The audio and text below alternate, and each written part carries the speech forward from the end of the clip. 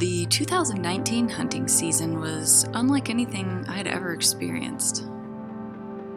After spending the majority of it on a crazy survival adventure in the Arctic, I came home to find much of my season gone.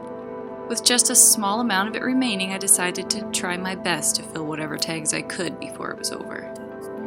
I headed out to a spot I had spent some time in last season hunting for whitetails in Montana.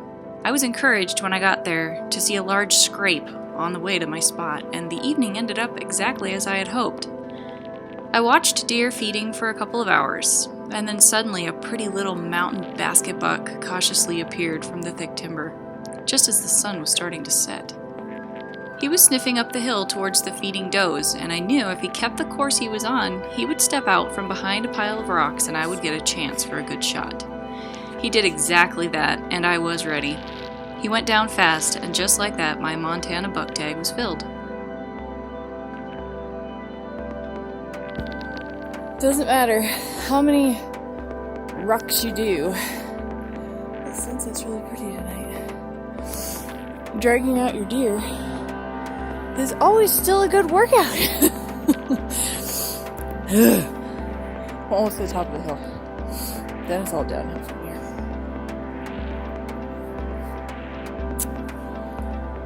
It's luckily not a giant. It would be made harder. One day, one deer, and it felt pretty amazing. I made quick work of gutting him and then started the arduous drag to the truck. It took me a while, but I finally got him out and headed home. A couple of days later, I was headed to Idaho, where I was lucky enough to also have a whitetail tag.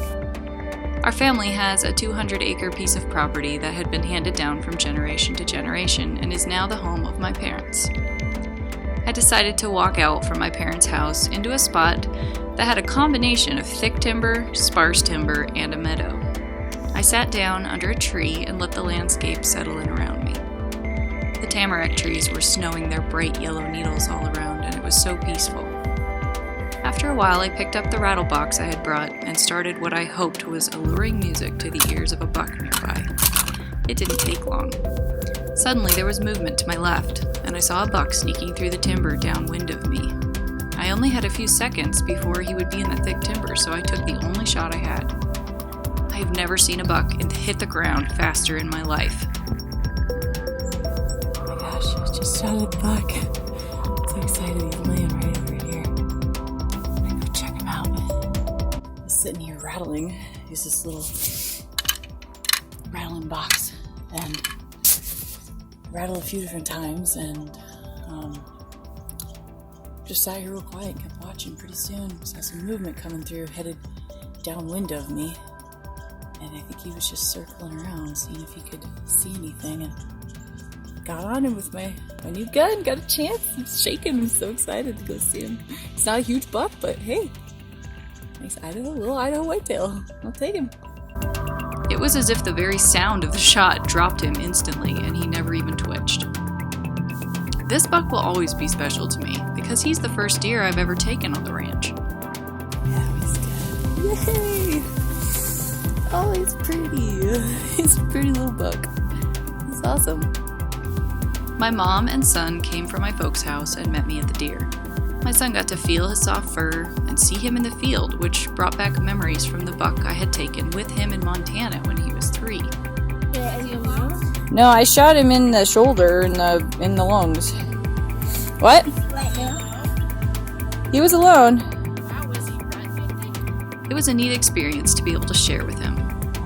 2 days, 2 deer. My hunting season might have been short, but it was fruitful. I was left with only 2 days to hunt elk, and although we didn't fill the elk tag, my husband and I got to go have 2 beautiful snowy Montana elk hunts. We were surrounded by such beauty, and both of these hunts provided excellent workouts. It was a great time of bonding together over a shared love of hunting, the outdoors, and wild experiences. After elk season was over, the business and bustle of the holidays finished off the year. It's now predator season, but that's another story.